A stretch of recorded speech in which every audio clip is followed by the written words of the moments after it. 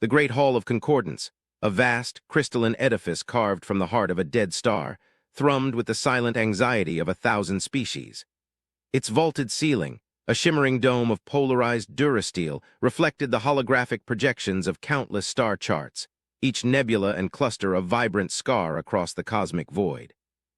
At the central dais, elevated above the tiered seating that rose in concentric circles, sat the prime conclave. There forms a diverse tapestry of organic and synthetic life. The air, meticulously calibrated to accommodate every known respiration cycle, vibrated with an unspoken tension, a deep, pervasive disquiet that transcended species-specific physiology. Speaker Xyler, a being of luminous, crystalline facets, whose very presence seemed to filter the ambient light into geometric patterns, tapped a delicate digit against the polished obsidian surface of the central table. The sound, a whisper of a chime, echoed through the vast chamber, amplifying the stillness. "The reports are unequivocal," Xyler's voice, a resonant hum that vibrated through the very bones of those present, began.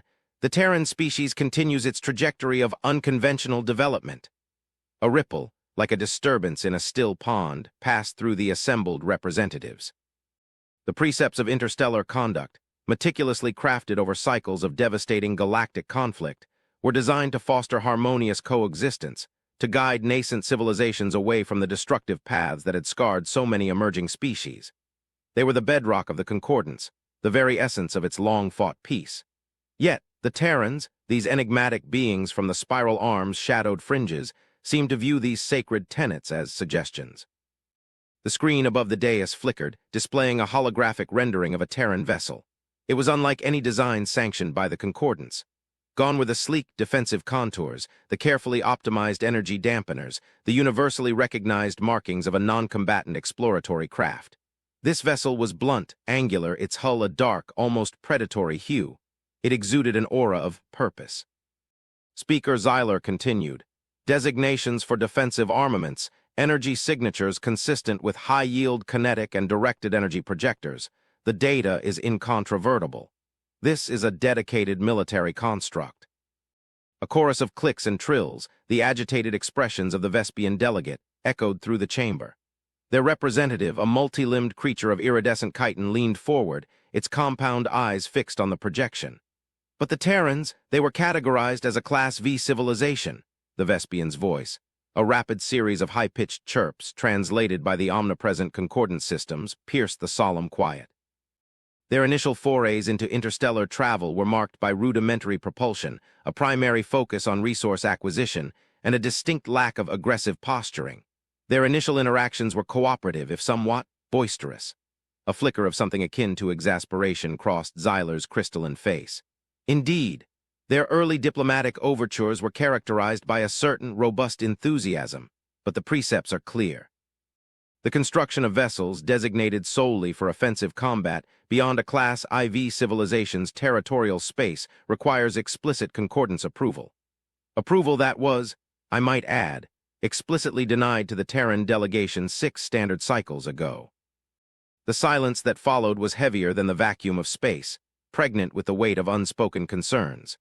The Concordance had, for millennia, maintained a delicate balance of power, a carefully constructed web of treaties and regulations designed to prevent the resurgence of interspecies warfare. The rules, forged in the fires of ancient conflicts, were sacrosanct. They governed everything from resource extraction to advanced propulsion technologies, from xenobotanical research to, most crucially, the development of offensive military capabilities. To violate these rules was to challenge the very foundation of galactic order. A low, guttural rumble emanated from the sector occupied by the Gorokian delegation. Their representative, a massive obsidian-skinned being with glowing amber eyes, shifted its bulk, the heavy plates of its armor clanking softly. "The Terrans, they are an enigma. Their societal structures, their psychological profiles, they defy our predictive algorithms. Their capacity for empathy is pronounced, yet their internal conflicts have been catastrophic. Their drive for exploration is insatiable, yet their caution can be minimal."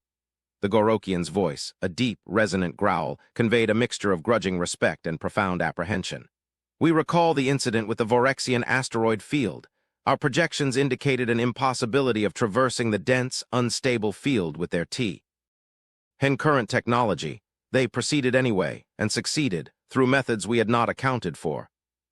Xyler nodded slowly, the light refracting through its facets in an intricate dance. Their methodology often appears iterative. They learn, they adapt, and they overcome. But this is a deliberate act of defiance. The construction of a warship, a vessel clearly designed for interstellar combat in direct contravention of Concordance mandates. This is not merely an iterative adaptation. This is a statement. The projections zoomed in on a specific section of the Terran vessel's hull, highlighting a series of complex ports and reinforced plating. Long-range energy weapon conduits, Xyler stated, its voice devoid of inflection, yet the underlying current of gravity was unmistakable. Kinetic projectile launch systems, redundant power cores, advanced shielding matrices, every component speaks to a single, terrifying purpose. A slender, bioluminescent tendril extended from the Cathar delegate, its form a graceful swirl of light and shadow. Their communications have been limited since the denial of their petition for military expansion, sparse, polite, but lacking the usual transparency. We have attempted to re-engage them to understand their motivations, but their responses have been evasive. The Cathar's voice, a soft, ethereal chime, carried a note of genuine concern. The Cathar, known for their deep-seated pacifism and their intricate web of diplomatic protocols, were particularly distressed by the Terran's apparent transgression. Evasive indeed, Xyler confirmed. Their latest transmission, received 3 cycles ago, merely reiterated their sovereign right to self-defense and stated their intention to ensure the continued security of their burgeoning interstellar interests. A phrasing, I might add, that deliberately skirts the established definitions of self-defense within Concordance law. The debate continued, a swirling vortex of fear, confusion, and philosophical debate. The Terrans were a species that had defied easy categorization. They possessed a paradoxical blend of aggressive self-preservation and profound altruism. Their history was replete with instances of both horrific internal conflict and remarkable global cooperation in the face of existential threats. Their drive to expand, to explore, was almost compulsive, yet their respect for other cultures, once established, was often profound. They were, in the parlance of the Concordance, a wild card. And now they had built a warship, not a patrol craft, not an armed freighter, but a vessel unmistakably designed for the application of lethal force on an interstellar scale. The implications were chilling. Had they reverted to their more primal instincts? Were they preparing for conflict? Or was this merely another manifestation of their baffling, often infuriating uniqueness? The Concordance, an organization built on rules and precedents, found itself facing an entity that seemed to exist beyond the very frameworks it had so carefully constructed. The rules were designed to stop them, and they had built a warship anyway. The weight of that defiance pressed down on every species present, a silent, unspoken question hanging in the rarefied air of the Hall of Concordance. What would the Terrans do next? And perhaps more terrifyingly, what would the Concordance be forced to do in response? The fate of a burgeoning interstellar peace, meticulously cultivated over eons, hung precariously in the balance. The Hall of Concordance remained steeped in its carefully calibrated atmosphere, a monument to the fragile peace it upheld. Days bled into cycles, and the debate surrounding the Terran transgression continued, weaving its way through the intricate tapestry of Concordance law and interspecies diplomacy. The initial shock had given way to a more pragmatic, yet no less profound, sense of apprehension. Speaker Xyler, a being whose internal chronometer operated on a different scale than most organics, observed the proceedings with a detached intensity, its crystalline facets reflecting the shifting hues of galactic concern. Their history demonstrates a recurring pattern, intoned the GRIL delegate, a multi-jointed arthropoid whose species excelled in historical analysis and probabilistic forecasting. Its voice, a dry, rasping whisper, resonated with an almost academic solemnity. Periods of intense internal conflict, followed by rapid technological advancement, often spurred by external pressures or perceived threats. Their societal structure, though outwardly decentralized, shows an underlying capacity for rapid, unified action when faced with a common objective. This warship, as they term it, is not merely a vessel. It is a manifestation of this ingrained cultural drive. The holographic projection of the Terran vessel remained suspended, a stark silhouette against the imagined cosmic backdrop. Its form, initially perceived, Ved as aggressive now began to take on a subtle, unsettling complexity under the scrutiny of the Concordance's finest minds. The angles, the reinforced plating, the weapon emplacements, they were not merely brute force. They were efficient, purposeful, calculated. "We must consider the possibility of misinterpretation," offered the Xylos delegate, a serpentine entity whose species were renowned for their psychological insights and cultural understanding. Its voice, a melodious hiss, carried a note of cautious empathy. "Their cultural lexicon for defense and offense may diverge from ours. Their concept of deterrence often involves a visible display of capability, even when direct aggression is not intended. We have observed this in their early planetary conflicts, the display of overwhelming force often preceding negotiation, rather than outright war." A murmur of disagreement rippled through a section of the chamber. The Gorokian delegate, whose species had endured countless cycles of brutal conflict before joining the Concordance, rumbled. "Deterrence is one thing, Xylos. Open defiance of established law is another. The precepts were designed precisely to prevent such displays from escalating into full-scale conflict. Their deterrence could be perceived as a direct threat by another species, sparking an incident that unravels millennia of hard-won peace." Speaker Xyler, patiently allowing the philosophical debate to run its course, finally intervened. "The point, Gorokian, is well taken. However, the Xylos delegate raises a crucial aspect of Terran psychology. Their adherence to a concept they term mutual assured destruction in their early planetary nuclear age, while barbaric by Concordance standards, did serve to prevent direct large-scale conflict for a significant period. This vessel, therefore, could be seen as an extension of that same doctrine, a statement of capability, rather than an immediate declaration of hostile intent."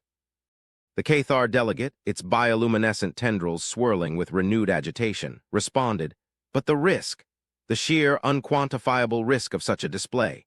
Even if their intentions are benign, the presence of such a vessel in interstellar space, unauthorized and unsanctioned, could provoke a preemptive response from a less patient species. The repercussions could be catastrophic." The image on the main screen shifted, displaying a compilation of Terran diplomatic communications over the past cycle. Each message was polite, concise, but imbued with an unwavering resolve. They consistently referenced their inherent right to ensure the safety of their rapidly expanding interstellar settlements.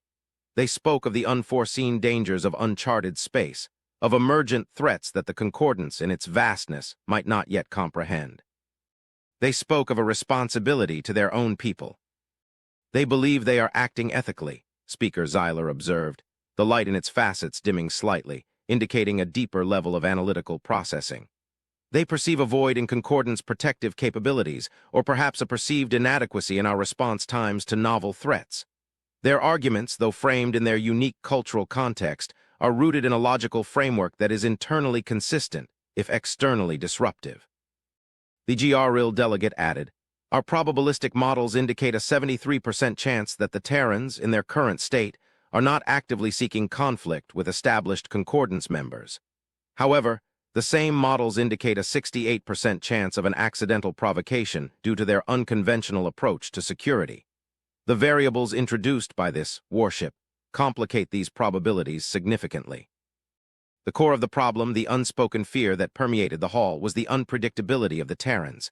They were not malicious, not inherently aggressive in the manner of the ancient warlike species, but they were different.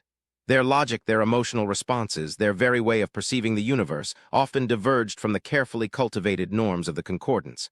They were a force of nature in a galaxy that prized cultivated order, and now they had built a storm. "We have deployed monitoring fleets to their designated expansion zones," Xyler announced, its voice regaining a sharper edge. "These fleets maintain a respectful distance, observing their activities. They are under strict orders not to engage unless directly provoked, and to prioritize de-escalation protocols above all else. But the Concordance cannot ignore this. A direct violation of the precepts requires a direct response. To do otherwise would be to undermine the very authority of this body." The options were limited, and each carried its own heavy burden. A diplomatic envoy, again, seemed insufficient given the direct defiance. Economic sanctions were possible, but the Terrans were largely self-sufficient, their resource needs met within their burgeoning territories. A show of force, a direct confrontation, was unthinkable, for it would instantly shatter the peace they sought to preserve. Perhaps, the Xylo's delegate offered, its voice a thoughtful murmur, we should attempt to understand the nature of this threat they perceive. What drives this urgent need for a vessel of such destructive potential, if not direct conflict with us? Is there something in the uncharted depths they have encountered, something our own deep space probes have missed? This suggestion, though met with initial skepticism, resonated with a few. The Concordance, for all its vastness and ancient wisdom, was not omniscient.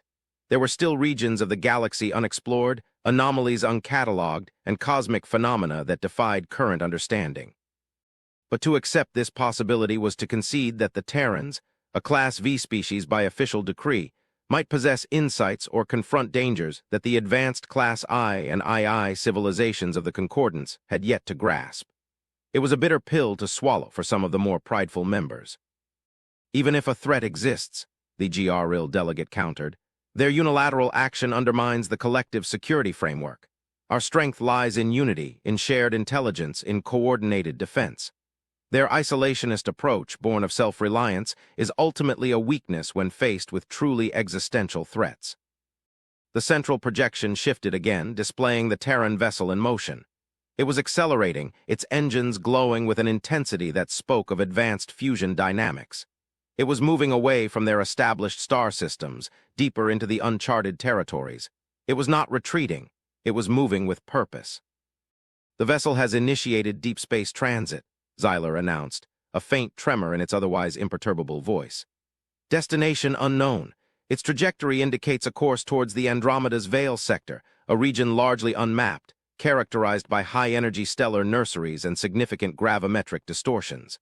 A dangerous, unpredictable region, even for our most advanced exploratory craft. The revelation struck the chamber with a new wave of apprehension. The Andromeda's Veil was a notorious cosmic anomaly, a chaotic region of nascent stars and collapsing nebulae, rumored to harbor strange phenomena and uncharted dangers. It was not a place one ventured lightly, especially not with a vessel whose purpose was so aggressively defined. Are they abandoning Concordance space? The Vespian delegate chirped, its tone laced with confusion. Are they merely escaping our jurisdiction? Unlikely, the Gorokian rumbled. Their investments in Concordance territories are significant. This is not an act of flight. This is an act of penetration. They are pursuing something. The implications were profound. The Terrans were not simply defying the rules. They were venturing into the unknown, armed with a vessel that embodied their defiance. What did they seek? What did they fear? The Hall of Concordance, designed for logic and order, found itself grappling with the profoundly illogical, the deeply human drive of a species that refused to be contained by even the most meticulously crafted rules of the galaxy. The silence that descended was not of peace, but of profound, unsettling uncertainty. The warship built in defiance was now disappearing into the cosmic veil, pulling the Concordance into a mystery they had not anticipated, and for which their rules provided no answer. The journey through the Andromeda's Veil was a kaleidoscope of nascent cosmic violence and sublime beauty. Tendrils of ionized gas, painted in hues of crimson and cerulean, swirled past the observation decks of the Concordance monitoring vessels, their hulls gleaming faintly under the distant, unborn stars. Speaker Xyler, present on the lead monitor ship, the Consensus Prime, observed the telemetry data with an almost frantic intensity. The Terran vessel, designated by Concordance logs as the Dauntless, continued its unwavering trajectory, its energy signature a defiant beacon amidst the chaotic energies of the Veil. For weeks, the monitoring fleet had shadowed the Dauntless, maintaining the proscribed distance, observing every subtle maneuver. Their sensor arrays, refined over millennia, strained to decipher the Terran ship's intentions. The humans on board remained silent, their communications limited to automated navigational beacons and polite, pre-recorded messages of non-aggression when Concordance probes drew too close. The mystery deepened with every light cycle. Their propulsion readings are astonishingly efficient, reported an astrogation specialist, a multi-eyed creature whose species excelled in interstellar navigation. Even within these gravimetric anomalies, their energy expenditure remains stable, their velocity constant. Their sublight drive technology far exceeds our current projections for a Class V civilizat. Ions. Xyler's crystalline facets glowed with an internal debate. This was another deviation, another example of the Terrans' infuriating ability to bypass established developmental curves. Their progress was not linear, not predictable. It was sporadic, almost opportunistic. Then a sudden sharp alarm blared on the Consensus Prime's bridge. The astrogation specialist's eyes widened. "Sir, massive energy spike, originating from within the veil directly ahead of the Dauntless." The main viewscreen flickered, resolving a distant, gargantuan form. It was colossal, a dark, jagged silhouette against the luminous gas clouds, not a natural formation. Too geometric, too impossibly large. "What in the void is that?" R's voice, usually so composed, held a tremor of something akin to awe or perhaps dread. "Unknown structure, sir," the astrogation specialist stammered, its data feeds struggling to categorize the anomalous readings. "Massive non-gravitic energy signature, unlike anything in our databases. It's absorbing energy from the surrounding nebula, a dark siphon." The Dauntless had not altered its course. It was heading directly for the anomaly. The Concordance monitoring fleet, adhering to its protocols, maintained its distance, its sensors working overtime, relaying the terrifying data back to the Hall of Concordance, where the debate had escalated into outright panic. On the bridge of the Consensus Prime, the atmosphere grew thick with unspoken fear. This was not a resource dispute. This was not a territorial squabble. This was something entirely new, something potentially catastrophic. "The Terran vessel is hailing us," an ensign announced, its voice tight with tension. Xyler gave a terse nod. "Put it through, on visual only, secure channel. Let us see their intentions." The main screen resolved into the image of a Terran. He was a male, mature, with a steady gaze and an aura of quiet competence. His uniform was stark, functional, devoid of the intricate ceremonial embellishments common in Concordance official attire. He looked calm, too calm, perhaps. "Concordance flagship Consensus Prime," the Terran's voice, a deep baritone, resonated with an almost unsettling tranquility. "This is Captain Aris Thorne of the Terran vessel Dauntless. We appreciate your continued observation." A faint, almost imperceptible curve of his lips suggested a wry amusement, a quality often found perplexing by many concordant species. Xyler's internal processors struggled to reconcile the serene demeanor with the potential cataclysm unfolding before them. "Captain Thorne," Xyler responded, its voice carefully modulated, "you have violated numerous concordance precepts concerning unauthorized military vessel construction and deep space penetration into restricted zones. Explain your presence here and the nature of this structure." Captain Thorne's gaze remained unwavering. "Speaker Xyler, we foresaw this. Our initial diplomatic overtures requesting expansion of our defensive capabilities were not rooted in a desire for conquest, but in a prescient understanding of emerging threats. Threats the Concordance, through no fault of its own, was not yet equipped to handle." He gestured subtly to the vast, dark anomaly dominating the viewscreen. "This, Speaker, is one such threat. We refer to it as a void construct. It is ancient, predating most known sentient civilizations.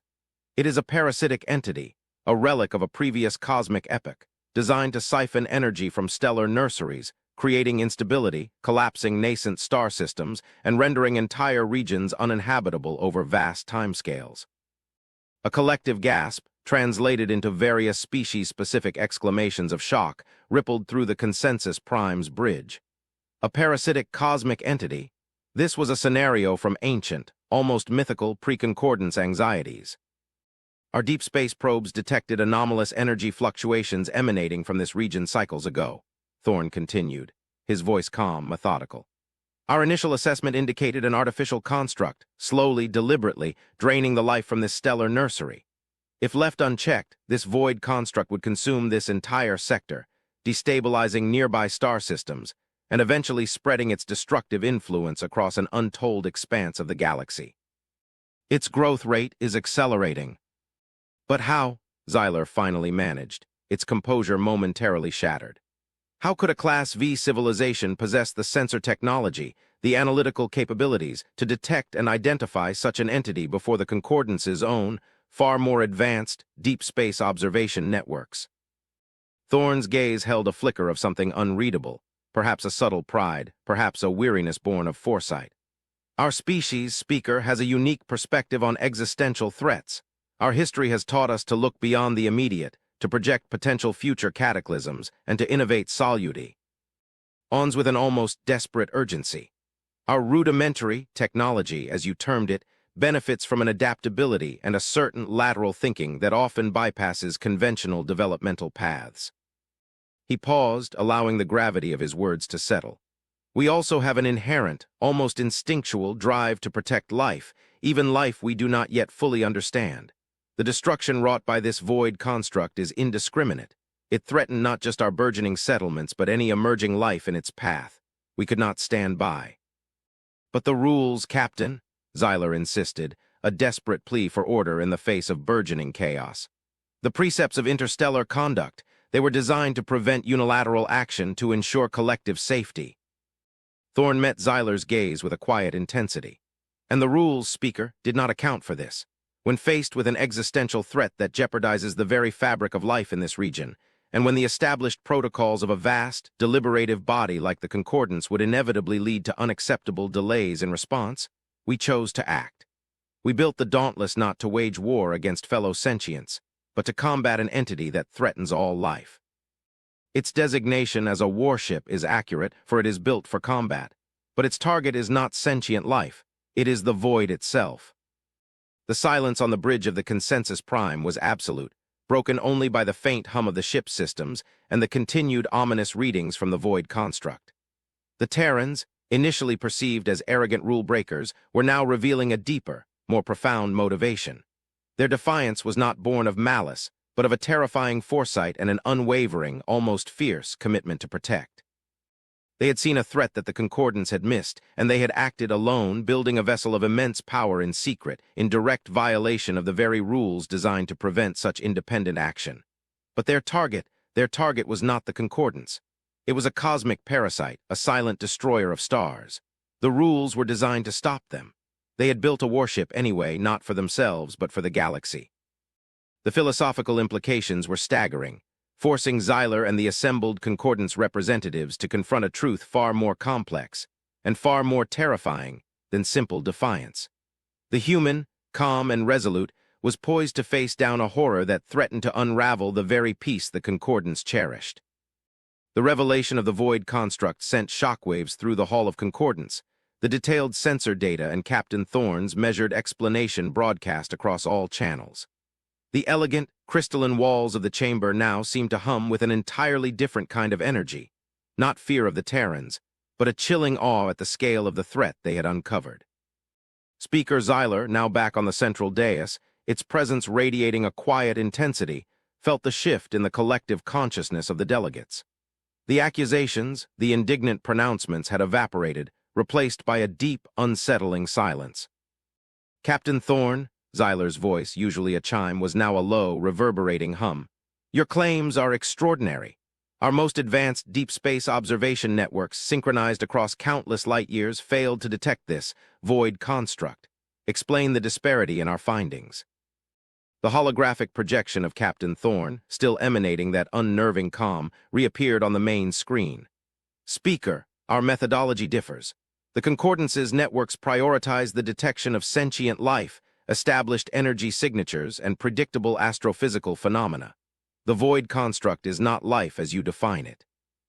It emits no traditional communications, leaves no discernible warp trails, and its energy signature is specifically designed to mimic gravitational lensing and background cosmic radiation, effectively camouflaging its parasitic activity from conventional detection algorithms.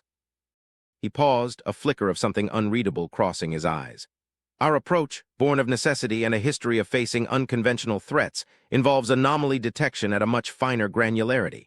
We focus on subtle perturbations, inexplicable entropy fluctuations, and the absence of expected energy outputs in stellar nurseries. Our predictive models, informed by cycles of internal planetary environmental collapses, taught us to look for the disease, not just the symptom. The GRIL delegate, its multi-jointed body leaning forward, whispered, "Their lateral thinking. It is a form of scientific pragmatism we had not accounted for in our categorization metrics." Indeed, Xyler agreed, its voice edged with a new respect. But even with detection, Captain, what could a single vessel, however advanced, hope to achieve against a construct of such immense scale? Your Dauntless is powerful. This entity, it is colossal. Its energy output dwarfs that of a star. Thorne's composure did not waver. Our goal is not to destroy the void construct in its entirety, Speaker. That would be an undertaking beyond the capability of any known species. Our goal is to sever its primary energy conduits, disrupt its parasitic siphoning, and force it into a dormant state. We aim to cripple it, to prevent its further growth and spread, effectively neutralizing its threat to this galactic arm. The projected image on the main screen zoomed in on the void construct, highlighting intricate, almost crystalline structures embedded within its dark mass. These are the primary conduits, Thorne explained, a laser point appearing on the image. They are highly shielded, resistant to conventional energy discharges. Our kinetic weapons are designed to penetrate these shields through sheer force, and our directed energy projectors are tuned to specific frequencies that disrupt the construct's internal energy flow. The Vespian delegate chirped, "A surgical strike? Against a construct of that magnitude, the precision required would be impossible, and the energy backlash upon disrupting such a vast entity, it could incinerate your vessel." Captain Thorne's gaze hardened, a steely glint in his eyes. "Impossible is merely a challenge awaiting a solution, Vespian delegate. Our engineers and strategists have spent cycles modeling every variable, every potential outcome. We understand the risks. The Dauntless is designed for this specific mission. Its shielding, its redundant systems, its maneuverability, all optimized for close quarters engagement with an unknown, immensely powerful entity." The air in the Hall of Concordance grew heavy with the weight of this impending confrontation. The Terrans were not merely defiant. They were embarking on a mission of suicidal bravery, driven by a logic born of their unique history and their fierce protective instincts. The warship they had built was not an instrument of aggression against sentient life, but a blade forged against a cosmic horror. "Why did you not share this information sooner?" the Gorokian delegate rumbled, its voice betraying a hint of frustration. "Why the secrecy, the isolation?" Thorne met the Gorokian's gaze without apology.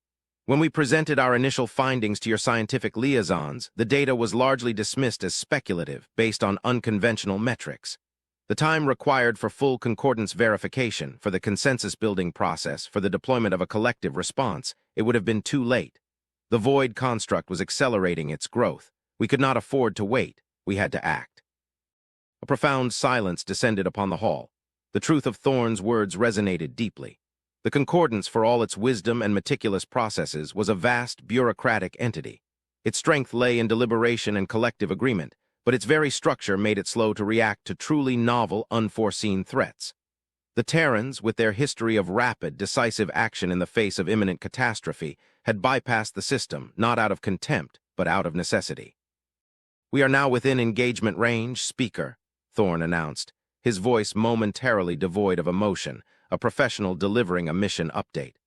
"The Dauntless will commence its primary attack sequence. We will maintain open communication for as long as possible.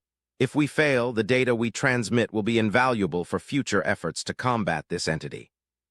The holographic projection of the Dauntless on the main screen began to move, accelerating with a sudden, breathtaking burst of energy. It was a spear flung into the heart of darkness, a solitary beacon of defiance against an ancient, indiscriminate foe.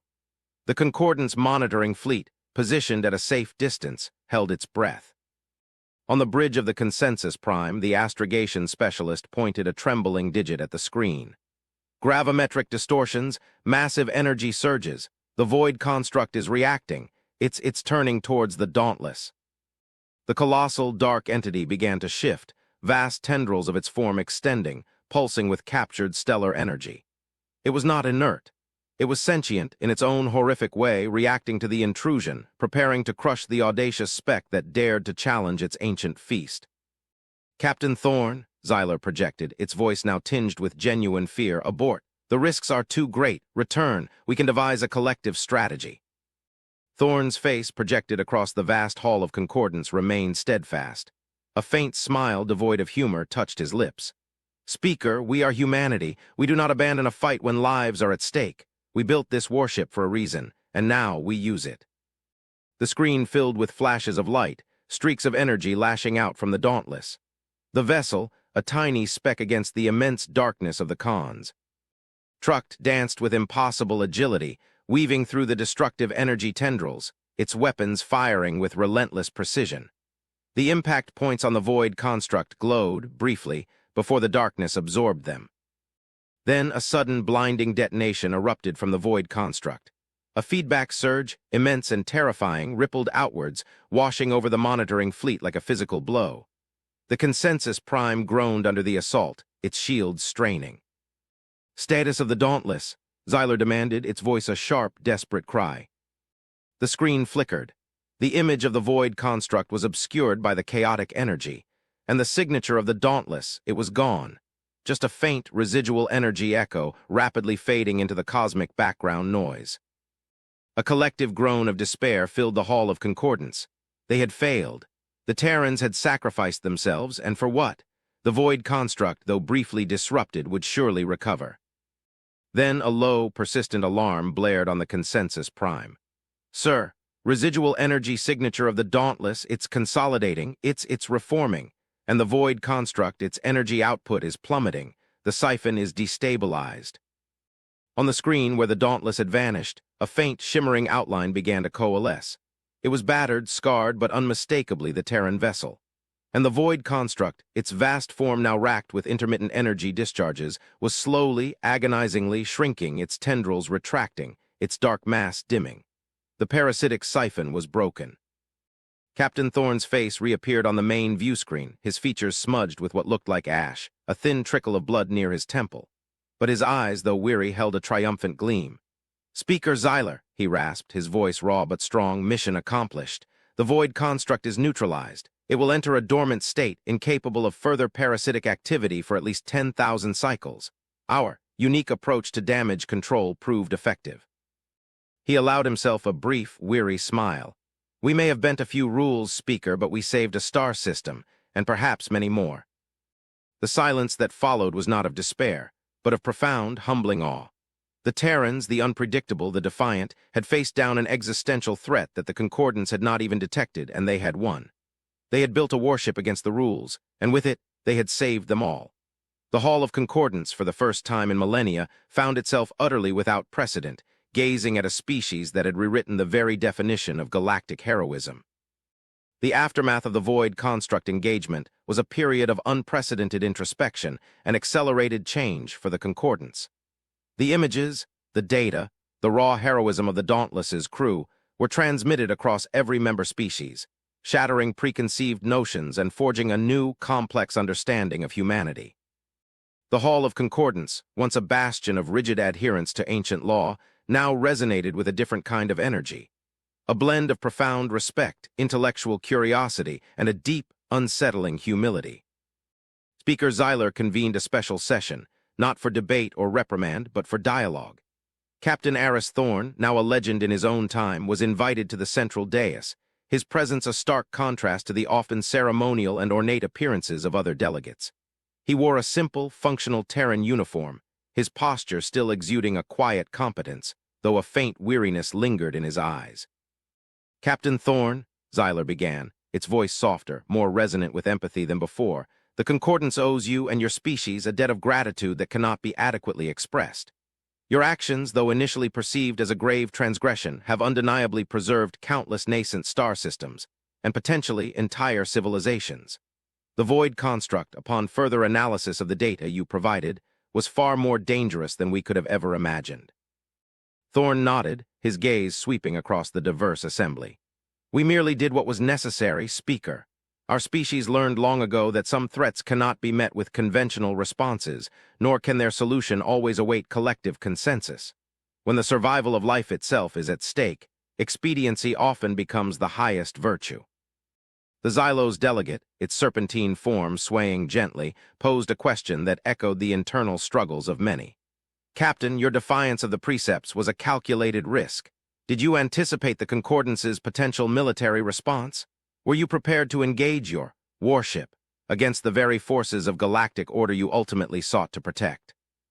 A flicker of a grim smile touched Thorne's lips. "We weighed every variable, Xylo's delegate.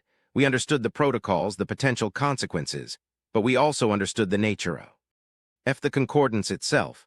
Your laws, though stringent, are ultimately rooted in a desire for peace and the preservation of life.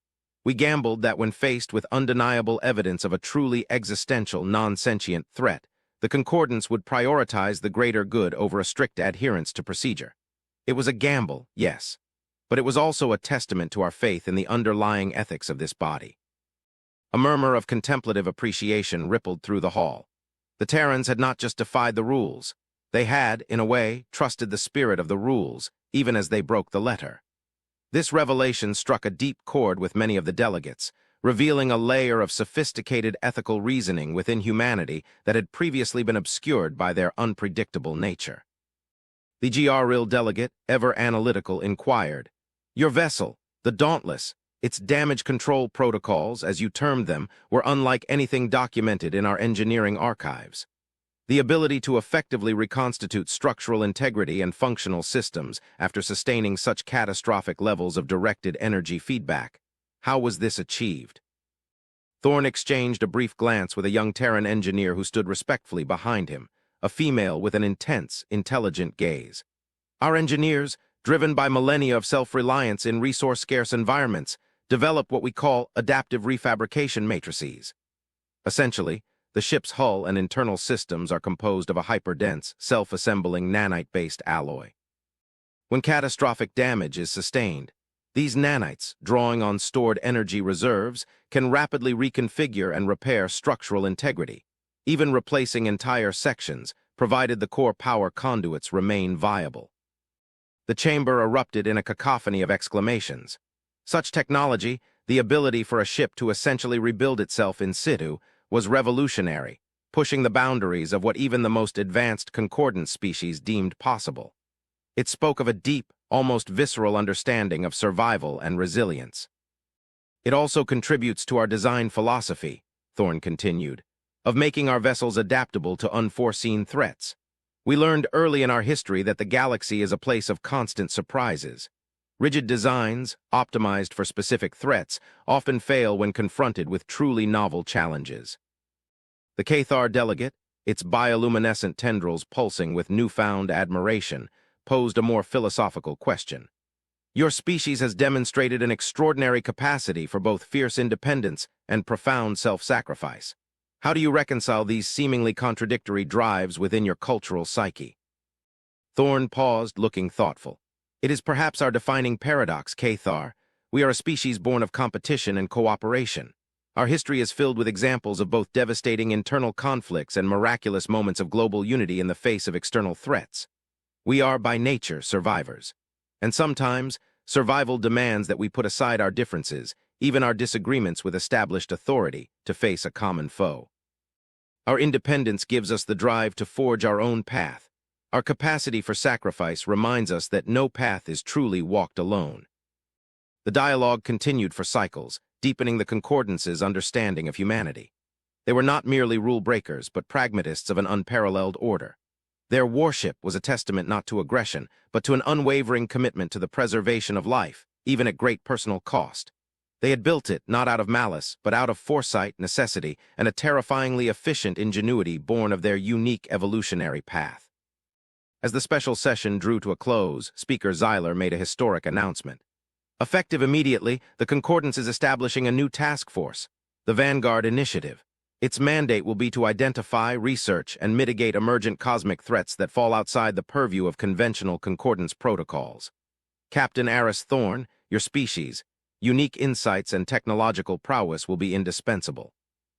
We formally invite the Terran Confederacy to co-lead this initiative, providing both strategic direction and advanced technological contributions."